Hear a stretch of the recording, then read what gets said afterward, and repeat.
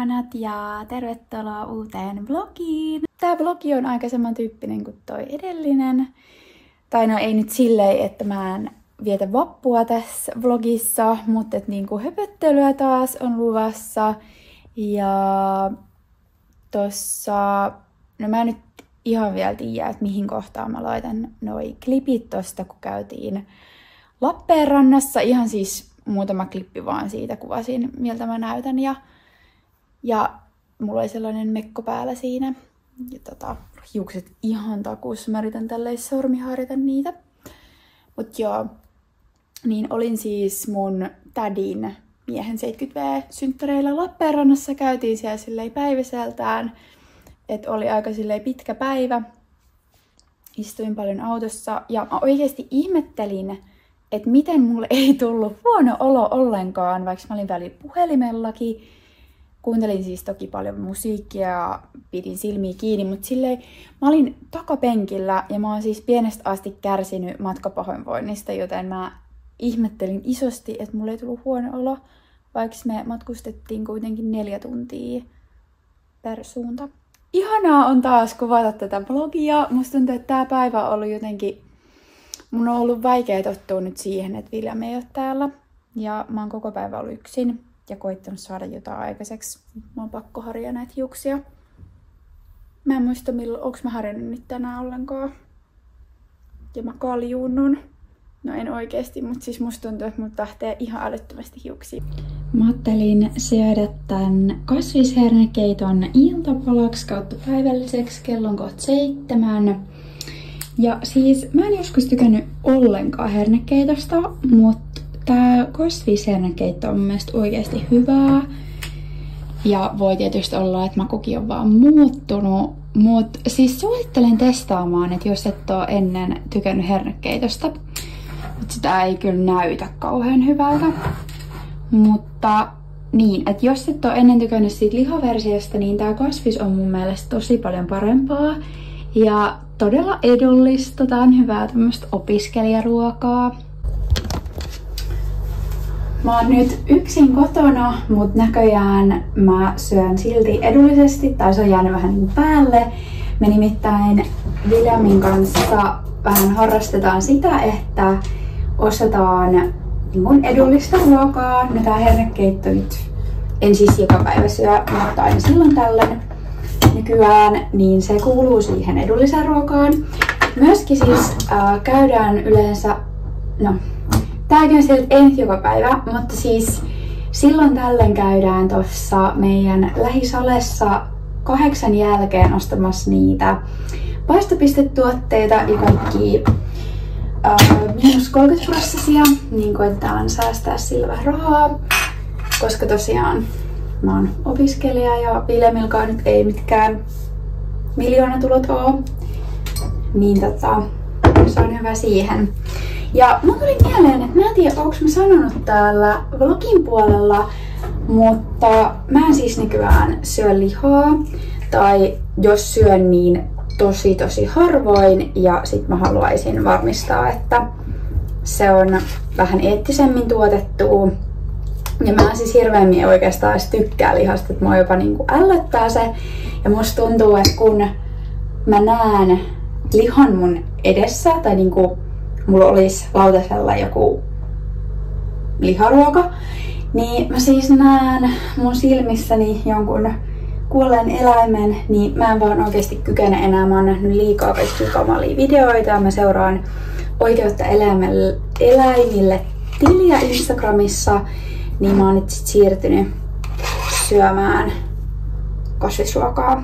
Sitten tää on niin iso oikeasti, ja tää oli mun mielestä 2 ihmiselle, niin mä taidan jättää puolet tosta sitten huomiseksi lounaaksi. Ja oikeesti miettikää, että tän saa vähän yli eurolla ja tästä saa 2 lounasta oikeesti. Joo, tuli vaan mieleen, että en oo siis vegaani, mä rakastan yli kaiken juustoa, että mä en pystyisi niinku täysin siitä luopumaan. Mutta joo, lihaa en syö. Mutta en mä nyt siis mitenkään tuomitse ihmisiä, jotka syö lihaa, koska ymmärrän, että siihen on tottunut. Ja mullakin on paljon ystäviä, jotka syö lihaa. Mut itse en vaan pysty siihen. Siis mä olin eilen lähes koko päivän vaan kotona yöpuvussa ja musta tuntuu, että silloin on vähän jotenkin vaikeampi saada mitään aikaiseksi. Et ehkä pelkästään se, että Vilhelm ei ole täällä, niin vaikuttanut siihen, että musta tuntuu, että on jotenkin hirveän vaikea silleen tarttua niinku mihinkään. Et oli vähän semmonen niinku tahmea maanantai. Niin mä päätin sitten tänään, kun mä heräsin taas vähän samanlaisella fiiliksillä, että milläs mä nyt motivoisin itteeni, niin mä päätin sitten meikata ja laittaa vähän tälleen parempaa vaatetta päälle. Siis yöpukuhan on ihana, tai se mun college-asuhan on aivan ihana. Mutta tästä tulee jotenkin sellainen fiilis, että mä olisin tehokkaampi opiskelija.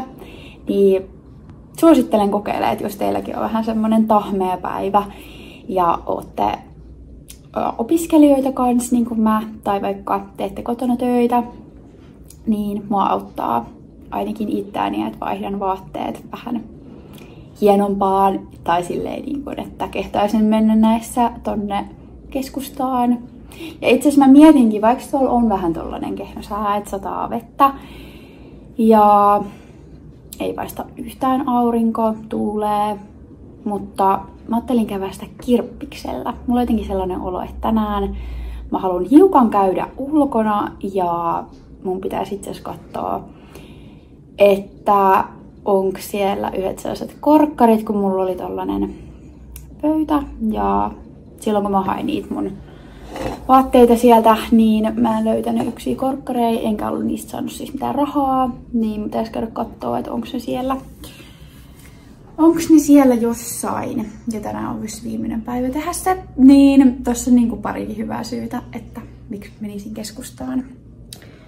Mut joo.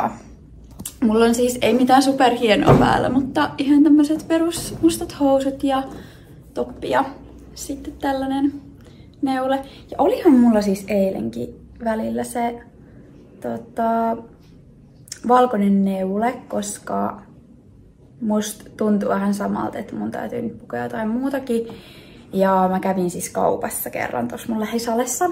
Vau, menipä kauas, mutta silleen niinku, että mä en ihan koko päivää tosiaan ollut siinä mun college-asussa. Mut joo,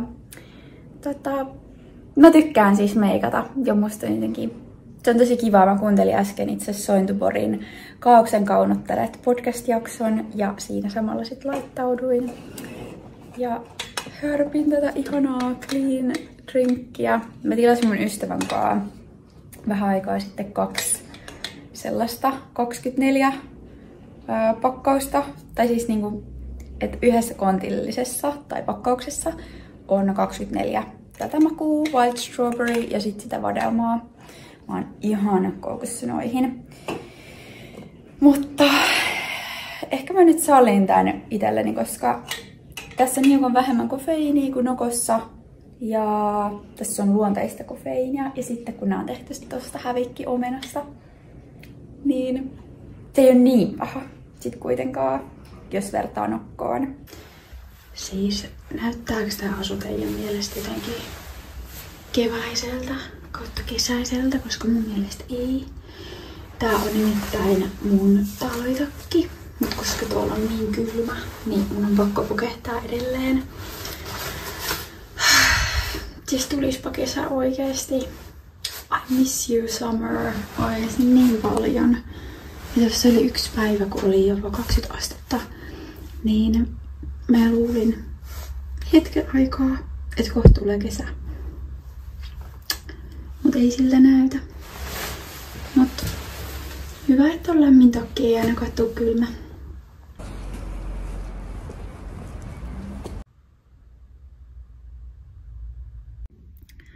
Oikeesti nukkuminen on niin ihanaa. Mä nukuin just melkein tunnin päikkärit ja mä en haluaisi nousta. Ei löytynyt niitä korkkareja, mikä on tosi sääli, koska mut tosiaan on tosta edellisellä kerralla niin kävi samanlainen niin kuin yhden mekon kanssa. Että oikeesti ihmiset, älkää please viekö mitään kirppiksiltä, koska toisi on motivaatioa. Ja varmasti monen muukin motivaatioa viedä kirppikselle tavaroita, jos ne viedään sieltä, niin please, älkää tehkö noin. Siis mä joskus ajattelin, että mä en ikinä kuvais itteeni tälleen alakulmasta. Mutta tietysti nyt tässä on tää peitto, niin te ette näe mun kaksaria. Mut joo, mikäs siinä? Mut ihminen näyttää eri kuvakulmissa vähän erilaiselta. Niin se on hyvä näyttää teille myös, miltä mä näytän alakulmasta. Oikeesti apua. Tiedä, onko sitä mun koteetti hirveästi parantunut, mutta ainakin sitten on tullut aidompaa. Siis apua, miltä mä näytän. Tuli just suihkusta ja mulla oli meikkiä, niin vau. Onpa hienot. Siis mä laitan oikein semmoista kyllä meikin poistovaahtoa. Ja silmiinkin laitoin. Tai en nyt silmään sisälle tietenkään, mutta et putsasin koko naaman tälleen. Mut silti noi ripsivärit on tossa tolleen levinneenä.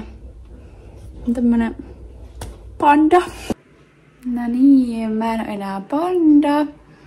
Näytän taas enemmän iteltäni. Mä halusin lopettaa tämän vlogin ja niin kuin aina niin kiittämään teitä, että katsoitte tänne. Mutta myöskin mä haluaisin tietää, että mitä te tykkäsitte tällaisesta erittäin arkisesta vlogista. Niin olisi tosi ihanaa, jos kävisitte kommentoimassa tähän videoon sen. Ja nähdään ensi vlogissa.